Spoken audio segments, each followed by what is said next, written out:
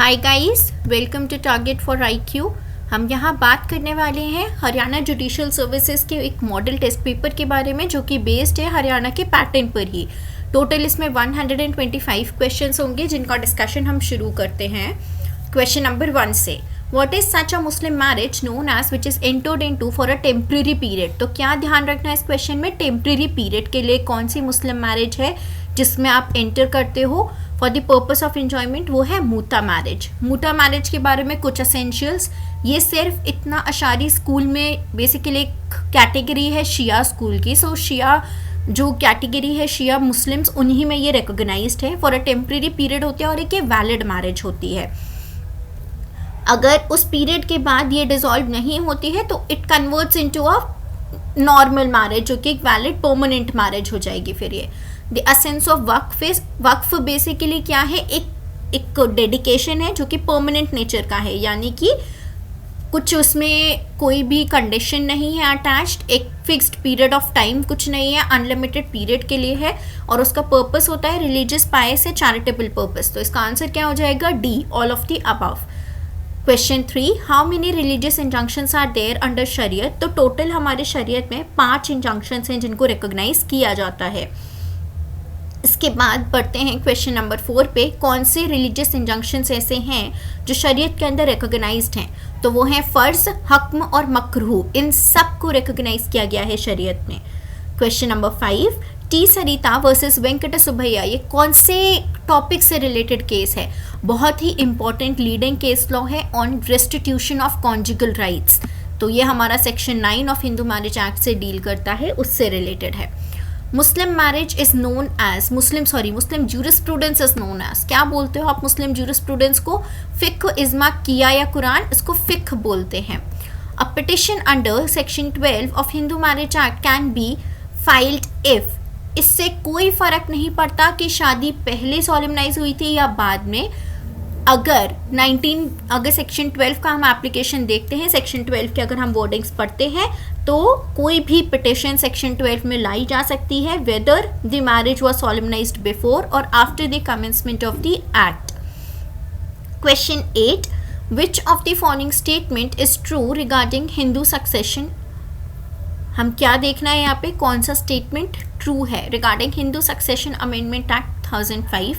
तो कौन सा स्टेटमेंट ट्रू है।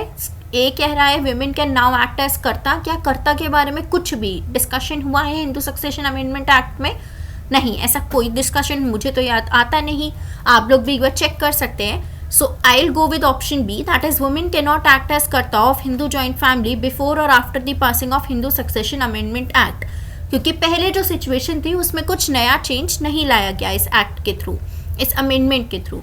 Question number 10, which of the following is provided in section 7 of Hindu marriage act. तो सेक्शन 7 किसके बारे में बात कर रहा है, सेक्शन 7 बात करता है आपका सेरेमनीज ऑफ हिंदू मैरिज के बारे में, जो कि बहुत इंपॉर्टेंट सेक्शन है क्योंकि अगर इसका फुलफिलमेंट नहीं होगा तो क्या होगा, हिंदू मैरिज वॉइड मानी जाएगी हिंदू मैरिज एक्ट के अंदर। क्वेश्चन नंबर 11, कौन सा ऐसा सेक्शन है हिंदू सक्सेशन एक्ट का जो ये कहता है कि अब फीमेल हिंदू के पास जो भी प्रॉपर्टी थी इस एक्ट के इन्फोर्स होने की डेट तक, वो अब उसकी फुल और एब्सोल्यूट ओनर हो जाएंगी जो भी वो पोजेस कर रही थी प्रॉपर्टी। तो इसका आंसर क्या है, सेक्शन 14, बहुत इंपॉर्टेंट सेक्शन है जो बहुत इंपॉर्टेंट राइट बिस्टो कर रहे हैं on Hindu women.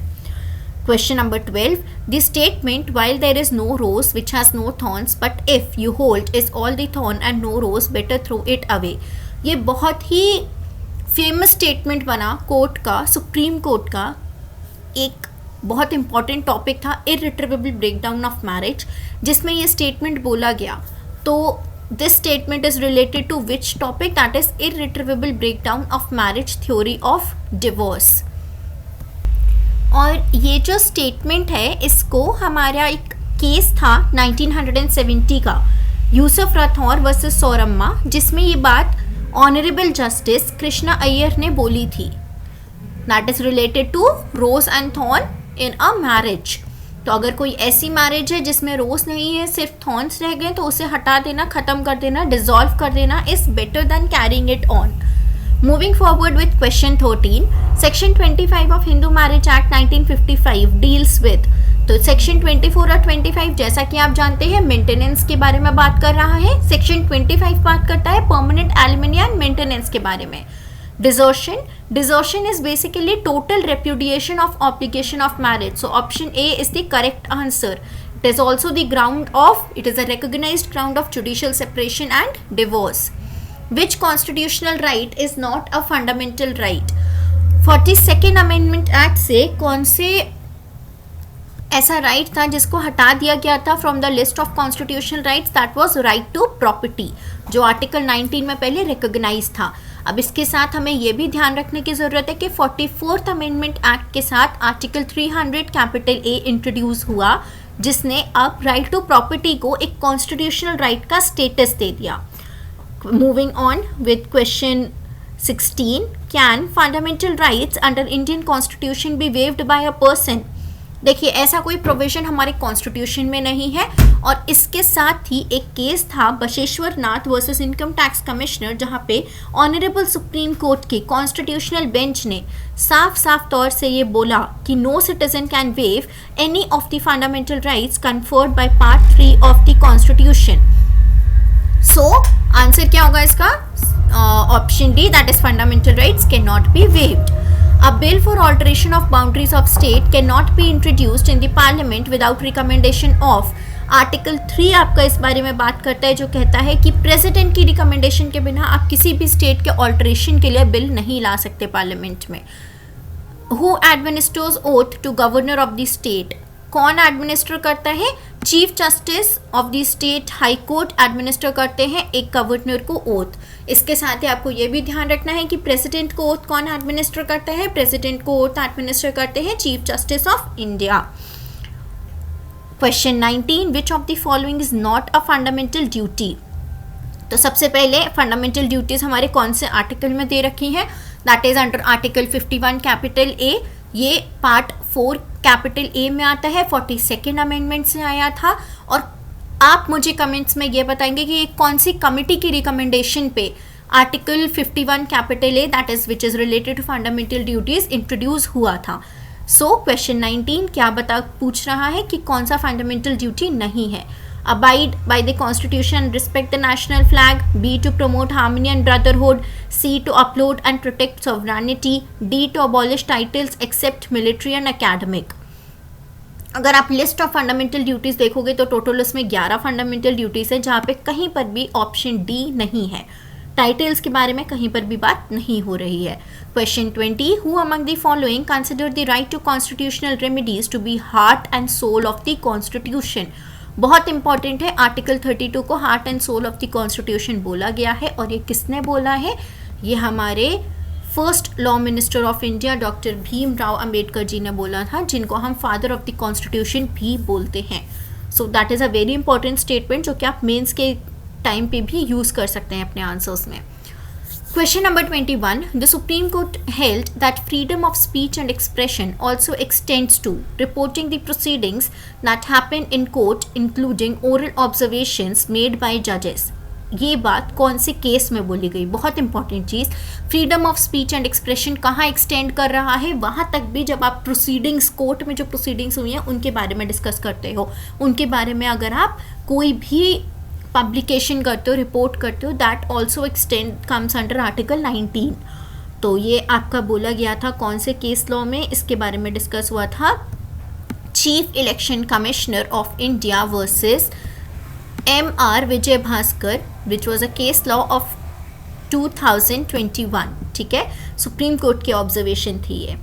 Question 22, which of the given article of Indian constitution provides that election commission should be there और शुड बी कॉन्स्टिट्यूटेड? तो इलेक्शन कमीशन से डील करता हुआ कौन सा आर्टिकल है हमारा? वो है आर्टिकल 324, जो बात करता है कि इलेक्शन कमीशन ऑफ इंडिया होना चाहिए। Question 23, which article of Indian constitution describes the taxes are levied and collected by centre but distributed between centre and states? बहुत इंपॉर्टेंट आर्टिकल जो टैक्सेस के बारे में बात कर रहा है, सेंटर स्टेट रिलेशन से रिलेटेड है ये। तो इसका जो आंसर है वो है आपका 270, जो कहता है कि जो टैक्सेस हैं वो लेवी करे जाते हैं और कलेक्ट किए जाते हैं बाय सेंटर, बट जो उनका डिस्ट्रीब्यूशन होता है वो स्टेट्स और सेंटर के बीच में होता है। Moving on with question 24, Article 343 of Constitution of India declares Hindi as, क्या बोल रहा है 343? वो बात कह रहा है कि हिंदी जो है वो हमारी मातृभाषा, हमारी ऑफिशियल लैंग्वेज होगी, official language of the union, ठीक है। Question 25, which article states that it shall be duty of the chief minister to communicate to governor of the state all the decisions of council of ministers relating to administration of affairs of the state and proposals of legislation? तो कौन सा ऐसा article है जो ये duty chief minister पे डाल रहा है, बिस्टो कर रहा है? तो वो कौन सा आर्टिकल है? वो बात करता है हमारा आर्टिकल 167, ठीक, जो ये कहता है that it shall be the duty of chief minister to communicate to the governor of the state all the decisions of council of ministers relating to the administration of the state, ठीक है। Same duty जो है वो हमारा कौन सा article है जो प्राइम मिनिस्टर पे ड्यूटी इम्पोज करता है कि वो सारे जितने भी डिसीजंस हैं एग्जीक्यूटिव उससे रिलेटेड या जो भी काउंसिल ऑफ मिनिस्टर्स ने साथ में डिसीजन लिया है मिलके, उसके बारे में वो प्रेसिडेंट को इन्फॉर्म करेंगे। वो आप मुझे कमेंट सेक्शन में बताएंगे। Question number 26, which of the following is not the basic feature of the constitution? क्या नहीं बेसिक फीचर है? Presidential government, parliamentary government, federal government, independence of judiciary. तो हमारे यहाँ पे पार्लियामेंट्री गवर्नमेंट है, बिल्कुल है। फेडरल गवर्नमेंट है, बिल्कुल है। हम स्टेट गवर्नमेंट्स को रिकॉग्नाइज करते हैं, जुडिशरी को इंडिपेंडेंस है। पर क्या प्रेसिडेंशियल फॉर्म ऑफ गवर्नमेंट है? नहीं। ये हमें यूएस में देखने को मिलती है, जहाँ president is the whole sole authority, जो एक्चुअली इन रियल सेंस ही is known as the head of the state as well as the head of the government. हमारे यहाँ क्या होता है? हमारे यहाँ head of the state government के हेड ऑफ द स्टेट कौन होंगे? वो है president, head of the government है prime minister. So that is the basic difference between parliamentary government और प्रेसिडेंशियल। प्रेसिडेंशियल में प्रेसिडेंट ही हेड होते हैं दोनों चीज़ों के, चाहे हेड ऑफ द स्टेट हो चाहे हेड ऑफ द गवर्नमेंट हो। Question 27, the president of India is, president of India क्या है? Commander in chief of defence forces, supreme commander of armed forces, head of the government, या फिर supreme commander of defence forces of union and executive head of the union. तो देखिए, जैसा मैंने बताया वो हेड ऑफ द गवर्नमेंट तो नहीं होते हैं, तो ये तो हट गया। Commander in chief of defence forces, क्या वो ये होते हैं? या supreme commander of armed forces होते हैं? सो the correct answer is that he is supreme commander of the defence forces plus he is also the executive head of the union. So the correct answer is option D. Question 28, if the president wants to resign from office, he may do so by writing to, तो किसको वो resignation अपना submit करेंगे? वो अपना resignation submit करेंगे vice president को। बहुत इंपॉर्टेंट है, किसको रेजिग्नेशन देते हैं प्रेसिडेंट? हमेशा वाइस प्रेसिडेंट को। उनके इम्पीचमेंट का आर्टिकल कौन सा है? आर्टिकल 61 है। प्रेसिडेंट को ओथ कौन दिलाते हैं? उनको ओथ दिलाते हैं chief justice of India. So basic अब ये कुछ फैक्ट्स हैं जो प्रेसिडेंट के ऑफिस से रिलेटेड थे। और एक चीज़, उनका जो टेन्योर होता है वो 5 ईयर्स का होता है, बट वो उससे पहले रिज़ाइन अगर करना चाहें तो वो राइटिंग में अपना रेजिग्नेशन वाइस प्रेसिडेंट को सबमिट कर सकते हैं। Question 29, which one of the following is not a suit relating to immovable property? तो कौन सा इनमें से सूट इमूवेबल प्रॉपर्टी से रिलेटेड नहीं है? For recovery, for partition, for redemption और for rent in respect of immovable property? इसका करेक्ट आंसर है answer D, option D, that is suit for rent in respect of immovable property. ये immovable property से related suit नहीं है और इसके बारे में आपको डिस्कशन मिल जाएगा under section 16 of civil code of civil procedure. Question 30, the code of civil procedure amendment act 2002 came into force. वो कब फोर्स में आया?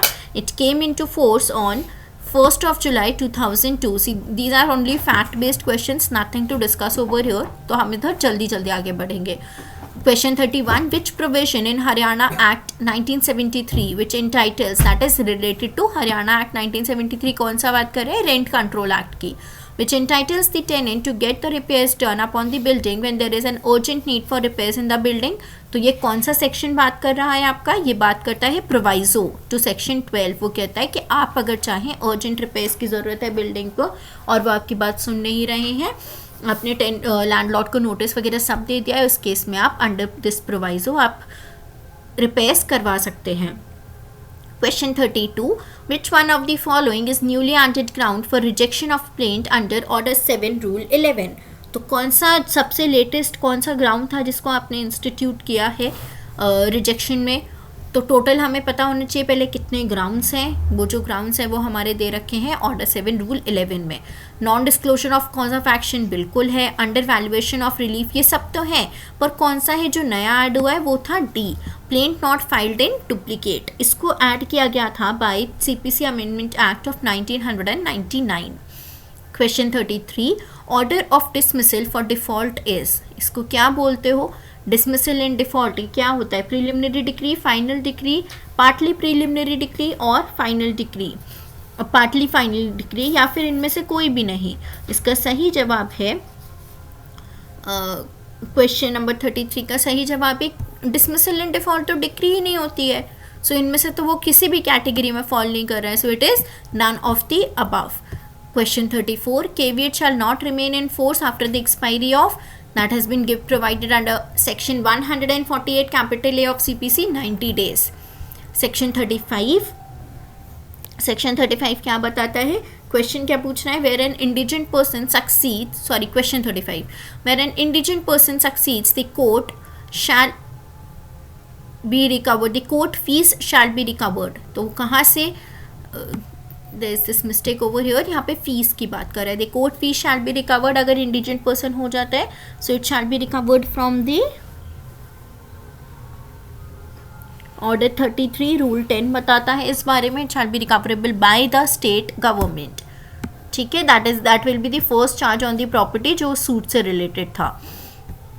Question 36. Plaint has been rejected. The plaint has been rejected for the same cause of action.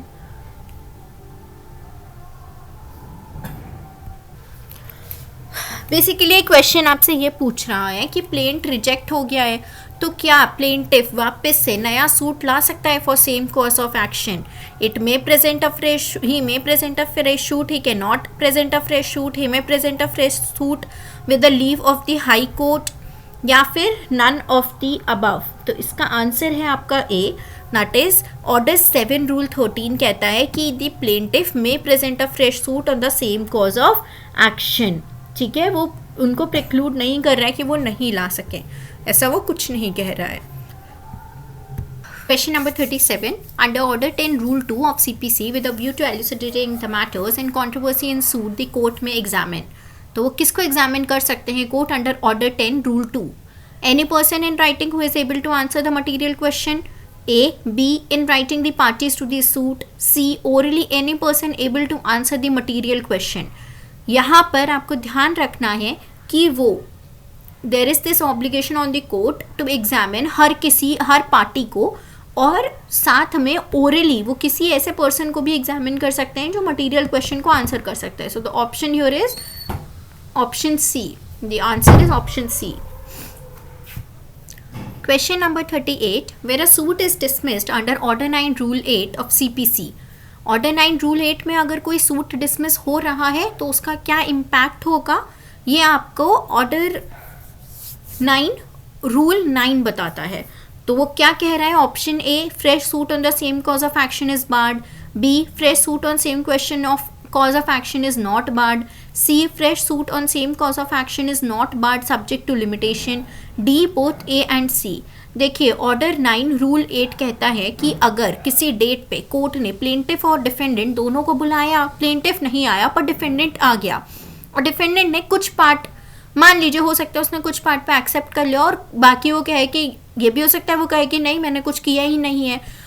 In that case if the defendant appears but plaintiff नहीं आ रहा है तो order 9 rule 9 बार करता है किसी भी फ्रेश सूट को. तो यहाँ ऑप्शन ए हमारा जो कह रहा है वही आंसर है. Fresh suit on the same cause of action is board.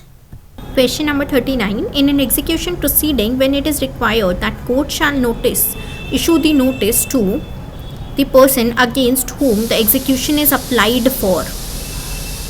So ये क्या बात कर रहा है आपका कि कब कोर्ट को नोटिस इशू करना पड़ेगा to the person against whom execution is applied for, मतलब जजमेंट डेटर को कब उनको नोटिस इशू करना पड़ेगा। तो इसका ऑप्शन नंबर 1 है where an application for execution is made within 2 years of the date of decree. Second, when an application for execution is made more than 2 years after date of decree. Third, when an application for execution is made against the legal representatives. Fourth, when application for execution is made against the assignee receiver in insolvency where the party to the decree has been adjudged to be an insolvent. तो इसका answer है आपका option number 4, that is जब application आपको execution कराना है when application for execution is made against assignee or receiver in insolvency। और इसका आपको जो प्रोविजन है दैट इज ऑर्डर 9 रूल 22, ठीक। उसी के साथ when application for execution is made against the legal representatives, ये भी सेम ऑर्डर इस बारे में बात करता है। एंड इवन अगर आप 2 साल के बाद एग्जीक्यूशन कराना चाह रहे हैं तब भी आपको नोटिस इशू करना पड़ेगा।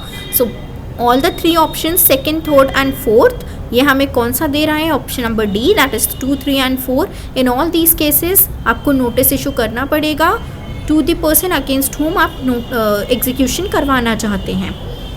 फिर है हमारा question number 40, where immovable property has been sold in execution of a decree, any person claiming an interest in the property sold may apply to have sale set aside on his deposit in court for the payment to the purchaser.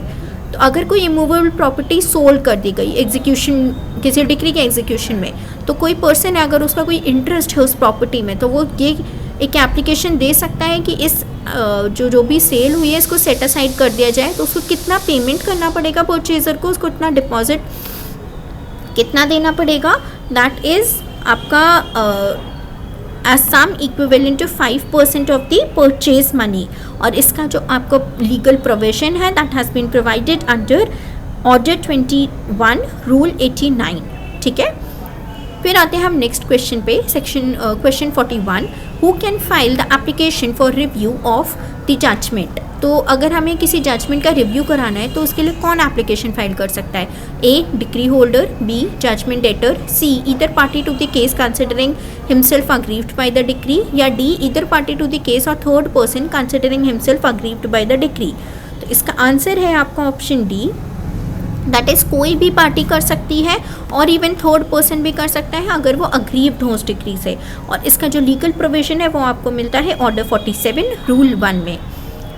Moving on with question number 42, a person shall not be qualified for appointment as जज of supreme court. तो यहाँ पे हम क्या बात कर रहे हैं? Qualifications of a supreme court जज, जो हमें आर्टिकल 124 बताता है। क्या क्या इसमें बता रहे हैं? He has been a citizen of India, B, he has been for at least 5 years a judge of high court, C, in opinion of the president a distinguished jurist। तो इन सारे केसेस में he can be a supreme court judge। The answer is option number D, all of the above। Question number 43, transaction and instances relating to a right or custom are relevant under। तो हमें क्या बात कर रहे हैं यहाँ पे? Custom और राइट कौन से सेक्शन में रेलिवेंट है, कौन से ट्रांजैक्शंस जो इसमें राइट और कस्टम को डिनोट कर रहे हैं वो कौन से सेक्शंस के अंडर रेलिवेंट हो जाएंगे? तो इसका आंसर है under section 13 of Indian evidence act, fact based question.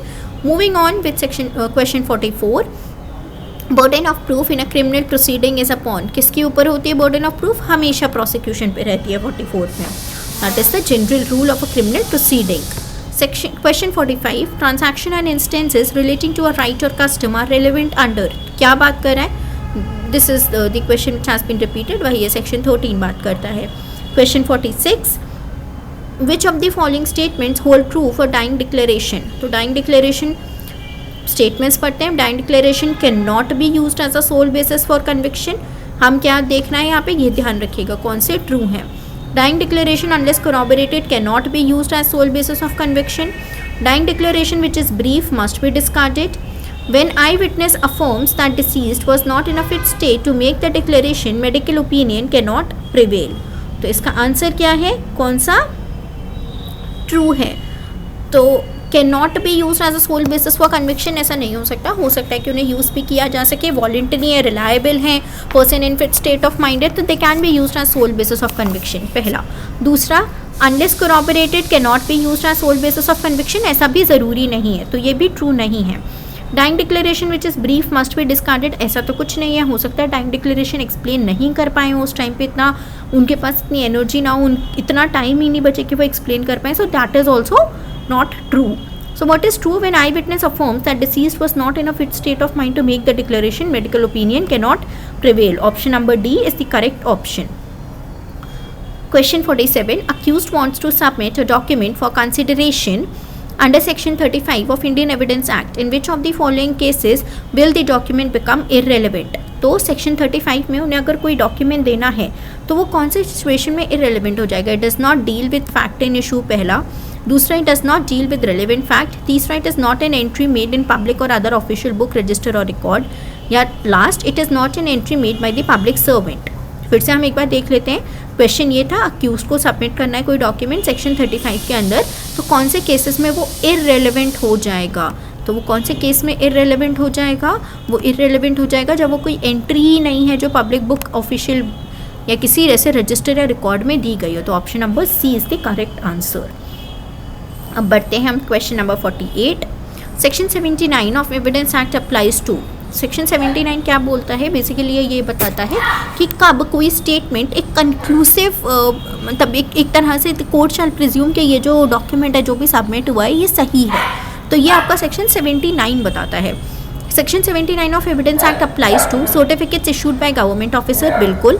B, certificate issued by government officer, I think दोनों. Certified copies issued by government officer, बिल्कुल. C, other documents duly certified to be genuine by government officer. तो हाँ, all of the above, इन सब में, इन सारी situation में section 79 apply होता है. Question number 49. Things said or done by conspirator in reference to a common design is relevant under. क्या बात कर रहा है? कॉन्स्पिरेटर और कॉमन डिज़ाइन. इससे सीधा सीधा आपको स्ट्राइक करेगा. That is section 10 of Indian evidence act. So correct answer is option number C. Question 50. Only such facts are made relevant by Evidence Act as are encompassed by. कौन से facts relevant हैं? ये हमें section 5 से 55 of Indian evidence act बताता है. So the answer is option number A. Question number 51. Under section 27 of Evidence Act, the whole statement is admissible. Only that portion which distinctly relates to discovery is admissible. Both are admissible depending on facts and circumstances of the case. तो जैसा कि हम जानते हैं, वो बता रहा है कि कोई एक इन्फॉर्मेशन है, उसके बेसिस पे कोई डिस्कवरी हुई है, सिर्फ उतना ही स्टेटमेंट रेलिवेंट होता है. इसके हिसाब से हमारा option number B would be the correct answer. Only that portion of the statement which distinctly relates to the discovery is admissible. Question number 52. The question is whether A committed a crime at Calcutta on a certain day. The fact that on that day A was at Chennai is a relevant fact. Relevant fact क्यों है? एक principal होता है, principle of alibi, जिसका मतलब ये होता है कि वो पर्सन उस जगह पे प्रेजेंट ही नहीं है, तो वो कैसे वो ऑफेंस कर सकता है. तो क्या ये फैक्ट रेलिवेंट होगा? हाँ, ये बिल्कुल रेलिवेंट होगा. As it makes existence of the fact on issue highly improbable. ये हमें दे रखा है under section 11 of Indian evidence act 1872. Question number 53. X used Y for damage done by a dog of Y which Y knew to be ferocious. The fact that dog had bitten previously A, B and C. अब ये क्या relevant facts होंगे या irrelevant होंगे, inadmissible होंगे या unreliable होंगे? इस केस में ये जो facts हैं ये सब relevant होंगे, क्योंकि ए जान रहा था कि बाय एक्सीडेंट या बाय मिस्टेक ये नहीं हो रहा है, बट उसका डॉग फेरोशियस ही है और previously it had bitten A, B and C. So that is a relevant fact. Question number 54. Alibi is governed under section 11. जैसा कि हम ऊपर डिस्कस कर चुके हैं, हाईली अनरिलायबल कर देता है या इम्प्रोबेबल कर देता है उस एक्ट का होना. एलिबाई का प्रिंसिपल ये कह रहा है. Question 55. Leading questions can be asked during cross examination. सीधा सीधा क्वेश्चन है. सेक्शन 142 बताता है कि कब आप लीडिंग क्वेश्चंस पूछ सकते हैं, तो आप क्रॉस एग्जामिनेशन के टाइम पूछ सकते हैं. 41 डिफाइन करता है लीडिंग क्वेश्चन क्या होते हैं. बेसिकली ये वो क्वेश्चन होते हैं जो कि एक्चुअली आंसर को बेसिकली आप हिंट दे रहे हो क्या आंसर होना चाहिए. I am so sorry for this. Question number 56. In which of the following cases evidence given by the witness will not be relevant under section 33? तो हमें section 33 पहले पता होना चाहिए क्या बता रहा है. When witness is staying abroad, when witness is dead, when witness cannot be found, when witness is in coma. तो इसका आंसर है option A, when witness is staying abroad. ऐसा कोई ऑप्शन आपको सेक्शन 33 में नहीं मिलता है. Question 57. Which of the following is not competent to contract? तो कौन नहीं कर सकता? Minor, person of in unsound mind, person who has been disqualified from law by contracting, from contracting by law. तो कौन नहीं कर सकता? डी. इनमें से कोई भी नहीं कर सकता और ये बात आपका सेक्शन 11 बताता है, section 11 of Indian contract act. Question 58. An advertisement of auction is a invitation to offer. Basic. Question 59. Which of the following act will not amount to fraud within the meaning of section 17 of Indian Contract Act? तो section 17 हमें define करता है fraud क्या होता है. Active concealment of fact by one having knowledge और belief of the fact. जी हाँ, ये बिल्कुल फ्रॉड होता है. B, promise made without any intention of performing it. बिल्कुल, ये भी फ्रॉड है. C, suggestion as a fact of which is true by one who does believe it to be true. So यहाँ पे क्या है, वो खुद मान रहा है कि वो सच है. ऐसे केस में ये फ्रॉड नहीं, मिस रिप्रेजेंटेशन होता है. ठीक है, तो इसका आंसर क्या होगा? Option number C. Question 60. Where both the parties to any agreement are under a mistake as to matter of fact essential to the agreement. The agreement is voidable. Agreement can't be enforceable at law. Agreement is void. Agreement is not void. तो mistake क्या है यहाँ पर? Mistake as to matter of fact which is essential to the agreement. ऐसे case में जो mistake है उसकी वजह से जो agreement है उसका effect उस पर क्या हो जाएगा? That will be agreement would be void. ठीक है, ये बता रहे हैं आपका सेक्शन 20. फिर आते हैं हम क्वेश्चन 61 पे. A promises to deliver his watch to B and in return B promises to pay a some of ₹2000. ऐसे में आपका ये क्या है? ये क्या है? This is an agreement, proposal, acceptance और ऑफर. ए प्रॉमिस कर रहा है वॉच डिलीवर करना और बी प्रॉमिस कर रहा है ₹2000 देना. तो ये क्या हो रहा है? ये बेसिकली एक अग्रीमेंट फॉर्म हो गया है under section 2E of Indian contract act. Sorry, so this is an agreement. Question number 62. The person making the proposal is called the proposer and the person accepting the proposal is called the what? इन दोनों का क्या terms हैं?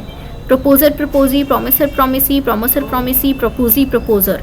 तो इसका answer है आपका question number 62 का ऑप्शन है प्रोमिसर एंड प्रोमिसी. तो जो प्रपोजल बनाता है उसको हम प्रोमिसर बोलते हैं, जो एक्सेप्ट करता है उसको हम प्रोमिसी बोलते हैं. It's not proposer proposee, it's promisor promisee. Keep this in mind. Very minor thing, but paper के टाइम हम जल्दी जल्दी में ये गलतियाँ कर देते हैं. Question number 63. An agreement in restraint of trade under section 27 is valid, voidable, void और enforceable. Direct question, it is void. Question number 64. The branches of section 30 of Indian contract act. Section 30 of Indian contract act क्या कह रहा है? ये कह रहे हैं agreement of wager is void, prevents the winner from bringing an action to recover amount 1. C, prevents the winner from suing the stake holder. तो ये सीधा सीधा बात कर रहे हैं that agreement of wager is void. ठीक, ये भी कहता है prevents the winner from bringing an action to recover amount 1 even under a substituted contract. क्योंकि हम यहाँ पे वेजरिंग अग्रीमेंट के अंडर भी अगर कुछ होता है तो हम उसको रिकॉग्नाइज ही नहीं करते हैं, वो वॉइड ही होता है. Prevents the winner from suing the stake holder, बिल्कुल अगर वो वॉइड है तो वो अपने राइट्स को लेके स्यू भी नहीं कर सकता उसे कोर्ट में. सो the correct answer is option D, all of them. ठीक है, all of them. Question number 65. Which is correct? Proposal और एक्सेप्टेंस होते हैं तो क्या प्रॉमिस बनता है? नहीं. प्रॉमिस और कंसिडरेशन होता है तो अग्रीमेंट बनता है. प्रपोजल और एक्सेप्टेंस होगा तो प्रॉमिस बनेगा, बिल्कुल. बी, प्रॉमिस और कंसिडरेशन होगा तो अग्रीमेंट बनेगा, ये भी सही है. अग्रीमेंट के साथ अगर एनफोर्सिबिलिटी जुड़ जाएगी तो वो कॉन्ट्रैक्ट हो जाएगा अंडर सेक्शन 2H. तो हाँ, यहाँ पे सारे के सारे सही हैं, तो answer is option D. Question number 66. Every promise and every set of promises forming consideration for each other is called a. क्या होता है? प्रॉमिस और प्रोमिसेस अगर एक दूसरे के कंसिडरेशन बन रहे हैं तो इसको हम क्या बोलेंगे? ये कहलाता है अग्रीमेंट. एंड अग्रीमेंट, ये अग्रीमेंट कहाँ डिफाइंड है? 2E में डिफाइंड है. Section question 67, to which of the following lien claimable under section 221 of Indian Contract Act is confined to? तो ये किससे रिलेटेड है? या कमीशन से, डिस्बर्समेंट से, services in respect of specific property से, या all of them? So the correct answer is 221 के अंदर ऑल ऑफ देम.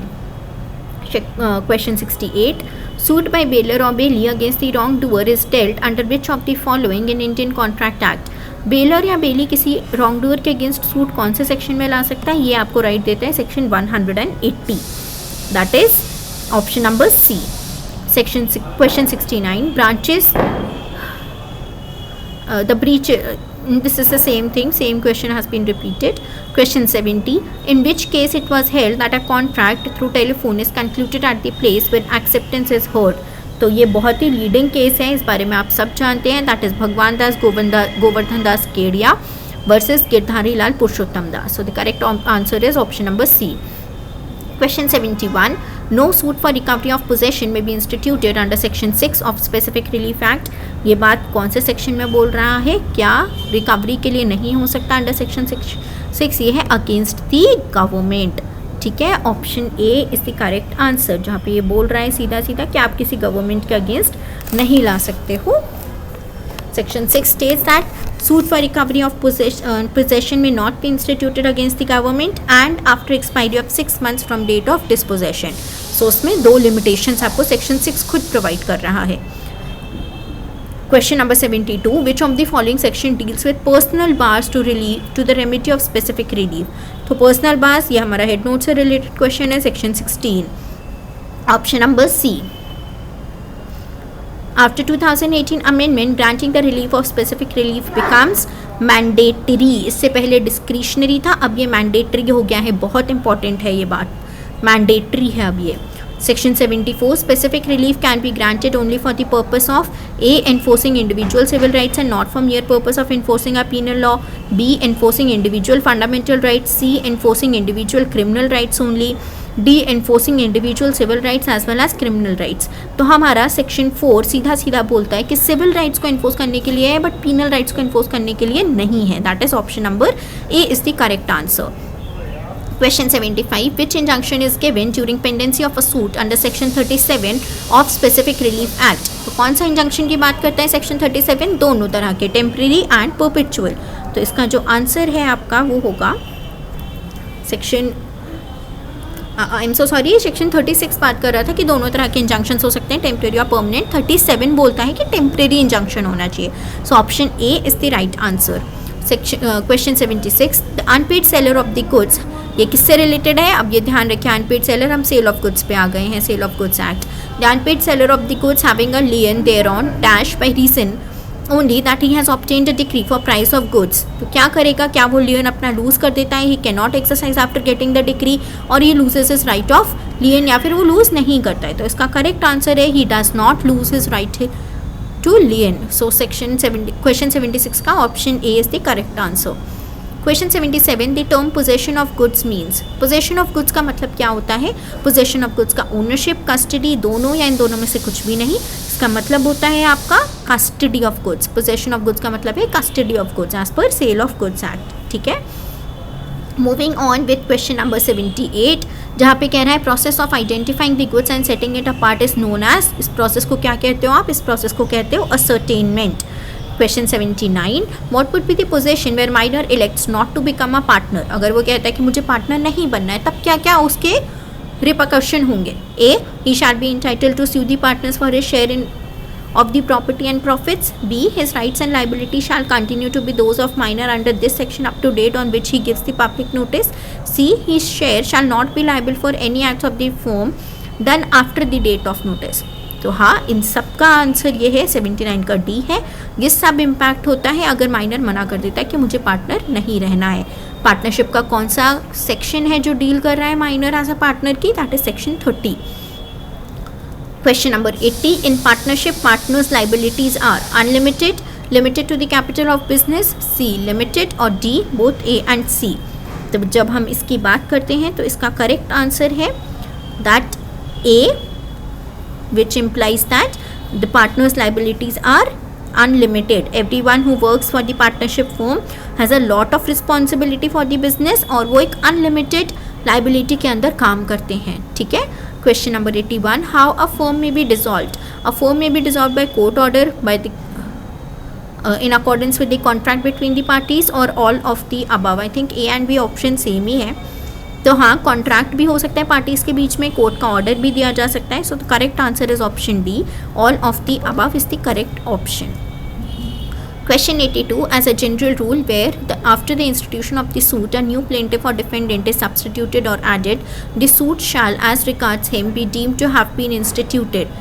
क्या बोल रहा है? कोई नया प्लेंटिफ या डिफेंडेंट सब्स्टिट्यूट या ऐड हुआ है तो उसके हिसाब से उसके लिए सूट कौन सी डेट से इंस्टीट्यूट माना जाता है, तो उसके लिए जो सूट है वो माना जाता है from the date when he was so made a party. उस डेट से उसके लिए उस पर्टिकुलर एडेड या सब्स्टिट्यूटेड प्लेंटिफ या डिफेंडेंट के लिए उस डेट से सूट इंस्टीट्यूटेड माना जाएगा जिस दिन उसको पार्टी मनाया गया है. ठीक है, फिर बात करते हैं हम क्वेश्चन नंबर 83 की. In order to claim acquisition of easement by prescription over government property, the use of such easement right should be for. कितने टाइम पीरियड के लिए ईसमेंट्री राइट अगर आपको किसी गवर्नमेंट प्रॉपर्टी पे इंजॉय करना है तो वो कितने टाइम पीरियड के लिए होना चाहिए? It should be for 30 years, 30 good years. The option is correct answer is option number C. ठीक है, ये आपका लिमिटेशन एक्ट में दे रखा है. लिमिटेशन एक्ट का कौन सा सेक्शन है ये आप लोग मुझे कमेंट सेक्शन में बताएंगे. Question number 84, the provision of section 17 of limitation act is applicable upon. देखिए, जब भी आप लिमिटेशन एक्ट पढ़ें तो एक चीज़ ध्यान रखिएगा, कौन सा सेक्शन किन चीज़ों पे अप्लाई होता है. Suits, appeals and applications, 3 main बात हैं जिसके बारे में लिमिटेशन एक्ट बात करता है. आपको सेक्शन नंबर के साथ याद रखना चाहिए ये चीज़ कि वो किस पे अप्लाई होता है और किस पे नहीं होता है. तो हमारा सेक्शन 17 क्या बात कर रहा था? सेक्शन 17 हमारा बात करता है रिगार्डिंग, सेक्शन 17 बात करता है इफेक्ट ऑफ फ्रॉड और मिस्टेक के बारे में. तो ये किस पे अप्लाई हो रहा है? इसका आंसर है आपका सूट्स एंड एप्लीकेशन, अपील पे, सूट्स एंड एप्लीकेशन पे, अपील एंड एप्लीकेशन पे, या इन सब पे. तो जो सेक्शन 17 है आपका वो अप्लाई करता है ऑन सूट्स एंड एप्लीकेशन. ये बात आपका खुद सेक्शन बोल रहा है. Under the provision of section 19 of limitation act, debt shall include money payable under decree or order of court. Debt does not include money payable under decree or order of the court. Debt may include money payable under order of decree of the court or none of the above. तो इसका correct answer है B, it does not include money payable under a decree और order of the court.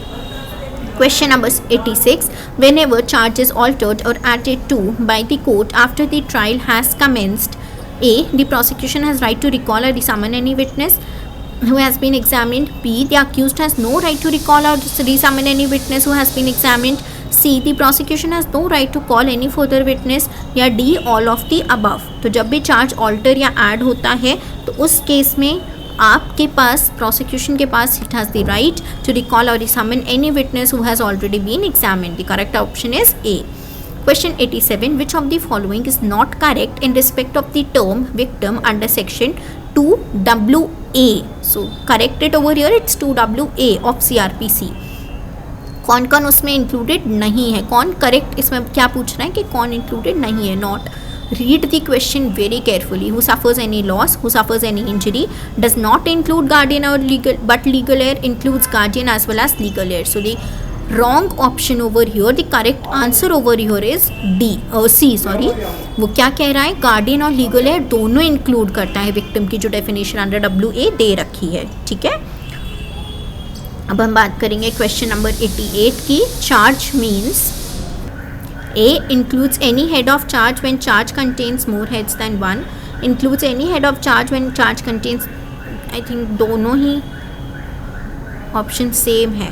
So the correct answer over here is C. मतलब वो कौन सा, ये आपका डेफिनेशन है, दैट इज सेक्शन 2D जो चार्ज डिफाइन कर रहा है वही चीज़ यहाँ लिखी गई है. ठीक है,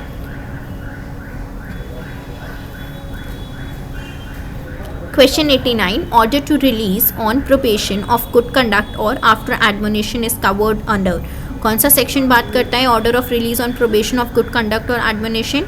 ये बात करता है आपका सेक्शन 360 ऑफ CRPC. तो कौन सा ऑप्शन है इसका आंसर सही? Option B is the correct answer.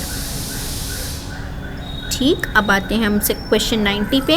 Powers to examine the accused comes under section 313 of CRPC. Head note ही है वो, उसमें कुछ बहुत ज़्यादा डिटेल में जाने वाले नहीं. It's a fact based question.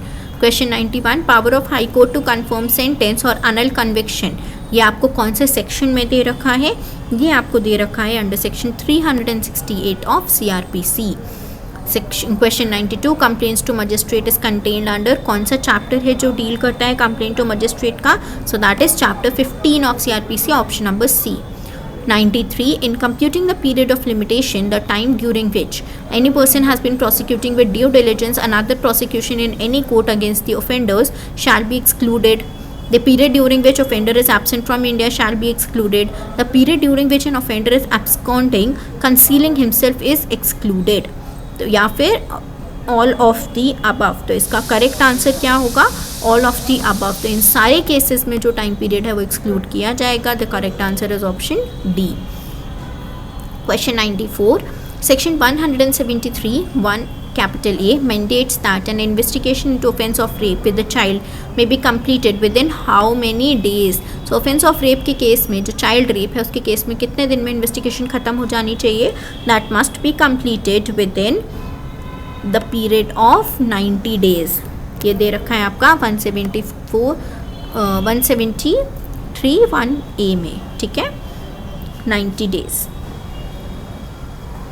95, section the state government may by notification declare any area to be metropolitan area for purposes of CRPC whose population exceeds.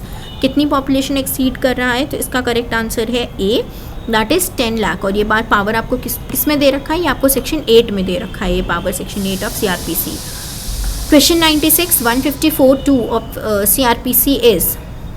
154(2) क्या बात कर रहा है? रिकॉर्ड करने की बात कर रहा है. इन्वेस्टिगेशन जब इंफॉर्मेशन मिलती है तो किसी कॉग्निसेबल ऑफेंस के बारे में, तो वो ये बता रहा है सेक्शन 154. तो 154 क्लॉज 2 क्या बोल रहा है? क्या वो मैंडेटरी है, क्या वो डिस्क्रिशनरी है, क्या वो डायरेक्टरी है, या वो प्रोहिबिटरी है? तो इसका आंसर है वो डायरेक्टरी है.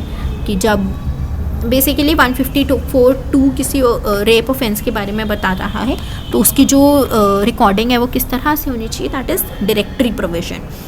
Section 97, question 97, the object of section 202 CRPC is.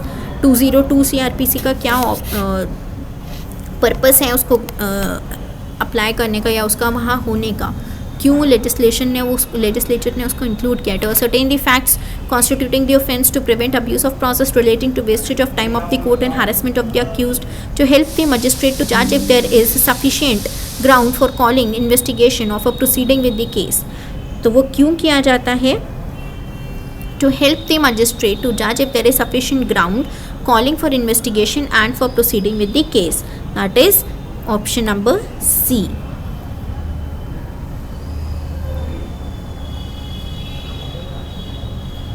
या ऑल ऑफ द अबव. बिल्कुल, कोर्ट का टाइम ख़राब होगा, वेस्टेज होगी, उसको बचाने के लिए भी होता है, ये भी सही है. या DA है, और certain facts constituting the case, बिल्कुल सही. तो इसका correct answer is option D. सारे रीजंस हैं जिसकी वजह से सेक्शन 202 को अप्लाई किया जाता है. Question 98, section 298 of CRPC provides a mode for proving तो ये क्या बता रहा है? Previous acquittal, previous conviction, either A and B और नीदर A और B. तो इसका करेक्ट आंसर है C, ईदर A और B. सेक्शन 298 जो है वो दोनों के बारे में बात करता है. Question 99, what is protocol for summons to produce a document or things other thing as per section 91(1) of CRPC. It must be issued by High Court. It can be issued only by police officer. It can be issued by a court to person in whose possession the document, who is in possession of the document, or both A and C.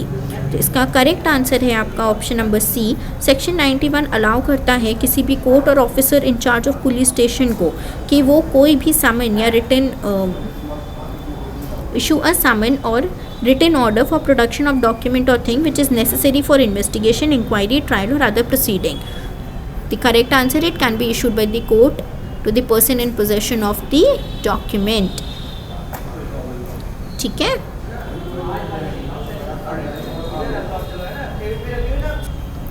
Question 100, what does section 71 of IPC pertain to. 71 क्या बात कर रहा है आपका? 71 कहता है limit of punishment when an offence is made up of parts, any of the parts is itself an offence, ensuring that offender shell not be punished with punishment of more than one of such offences.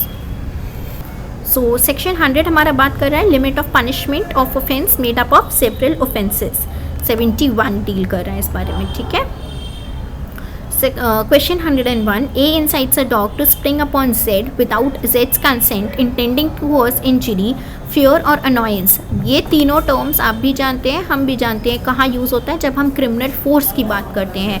A has under IPC committed the offense of कौन सा? 101A, that is use of criminal force. और ये आपका illustration है एक section 350 में जो criminal force की बात करता है, सेम वही इस क्वेश्चन में है। Question 102, A instigates his 6-year-old daughter to take away from C a purse containing rupees 1500. In this case, which one of the following is correct statement? B, A क्या कर रहा है? अपनी एक बच्ची है B जिसको वो इंस्टिगेट कर रहा है कि वो C से पर्स चुरा ले, तो B commits theft and A abets the theft, option A. B, A commits no offense but B commits the theft, both A and B commit no offense. D, B does not commit any offense but A commits the offense of theft। तो इसका correct answer क्या होगा? D, B ने कुछ offence नहीं किया क्योंकि वो 6 साल से कम की है और डॉली इनकैपेक्स का हमारे आईपीसी में प्रोटेक्शन दे रखा है कि कोई भी 7 साल से कम उम्र का बच्चा कोई ऑफेंस नहीं कर सकता। Question 103, which one of the following cases is not related with section 84? Asiruddin Ahmed versus king, B, R versus Dudley and Stephens, C, Daga Bhai Chhagan Bhai Thakkar versus state of Gujarat, या D, state of MP versus Amanullah. तो कौन सा केस है इनमें से जो इंसानिटी से related नहीं है? वो है R versus Dudley and Stephens. ये बात कर रहा है नेसेसिटी की। This is a case law, leading case law on the defence of necessity. Question 104, which section of Indian penal code defines electronic record? तो कौन से सेक्शन में है? सेक्शन 29 कैपिटल A में। विच section of IPC defines cruelty? Cruelty कहाँ defined है हमारा? ये डिफाइंड है 498 कैपिटल A में, ठीक, that is option number D। Question 106, consent known to be given under fear or misconception is stated under? कौन सा सेक्शन है जो बता रहे हैं कि ये फ्री कंसेंट नहीं होगी जो फियर या इनकंसेप्शन मिसकंसेप्शन में दे रखी है? इसका आंसर है सेक्शन 90, ऑप्शन A, ठीक। फिर आते हैं हम सेक्शन क्वेश्चन नंबर 107 पे। A shakes his fist at Z, intending or knowing it to be likely that he may thereby cause Z to believe that A is about to strike। तो वो क्या कर रहा है यहाँ पे? यहाँ पे उसने असॉल्ट किया, उसके मन में एक डर बैठा दिया है कि हो सकता है कि ये मुझे मार दे अभी आके, and this has been defined under section 351। Question 108, person for whose benefit or on whose behalf a right takes place not using all lawful means to prevent it is dealt under। तो अगर कोई ऐसा offence कर रहा है तो वो किस में पनिशेबल होगा? That is under section 155 of Indian penal code, option A। In which of the following cases it was held that death sentence should be given in rarest of the rare case? सब जानते हैं leading case है हमारा Bachchan Singh versus state of Punjab, 109, option D। 110, a hangman who hangs the convict pursuant to order of the court is exempted from criminal liability by virtue of? कौन से section से ये liable नहीं होंगे? That is option C, section 78 of Indian penal code. Theft under section 379 of Indian penal code is not tenable. कब उसको theft नहीं होगा? जब property is not a movable property, property can not be moved in order to such taking, subject matter is not the property, both A and B। तो इसका correct answer क्या है? हमेशा थेफ्ट में याद रखिएगा इट्स मूवेबल प्रॉपर्टी, और यहाँ पे क्या किया गया है? नॉट, और दूसरा सब्जेक्ट मैटर प्रॉपर्टी ही होना चाहिए। तो correct answer is option D, both A and B। 112, Z is carried off by a tiger. A fires at tiger knowing it to be likely that shot may kill Z but not intending to kill Z, and in good faith intending for Z's benefit. A's bullet gives Z a mortal wound. A shall be guilty of no offense। Very important illustration, very important question, क्योंकि यहाँ पे उसका intention नहीं था और वो जो भी कर रहा था उसके बेनिफिट के लिए कर रहा था, ठीक है। So the correct answer is option D। 113, grave and sudden provocation is a question of fact, question of law, mixed question of law and fact, either A or B as per the discretion of the court। तो इसका जो answer है ये आपका exception 1 में ही दे रखा है, grave and sudden provocation of section 300, वो कह रहा है it is a question of fact, ठीक है। Option A is the correct answer. 114, to qualify as an offence under section 159 there should be an involvement of 159 2 or more persons by active participation, 5 or more persons by active or passive participation, 1 person actively and other should be acting in self defense, 2 or more person either actively or passively. This is section 149. I'm extremely sorry for the printing mistake. It's 149. तो अगर 149 में कोई offence होना है तो क्या होना चाहिए? 5 or more persons by active or passive participation. So the correct answer is option B, 5 or more persons by active or passive participation. 115. Which one of the following is not qualified as an offence under section 320?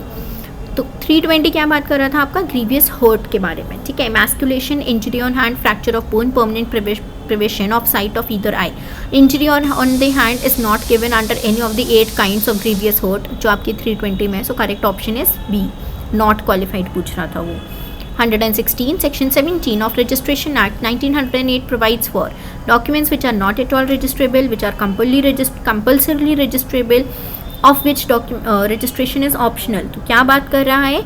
which are compulsorily registrable, section 17 बहुत important section है of registration act.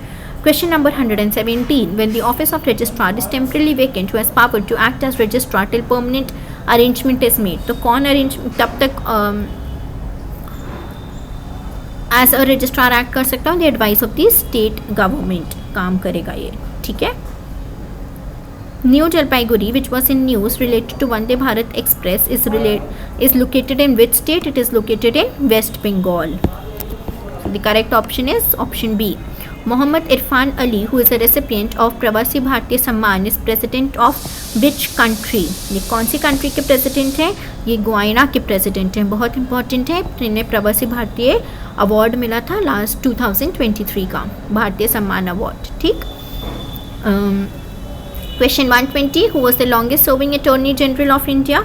बहुत important, अभी recently इनका retirement हुआ था, that is Soli S Sorabji. ये इनमें extremely sorry, that is MC सीतालवाद। इन्होंने लॉन्गेस्ट टाइम तक अटॉर्नी जनरल की पोस्ट संभाली है। Option A is the correct answer. Question number 121, which of the following article of Indian Constitution states that there shall be high court for every state?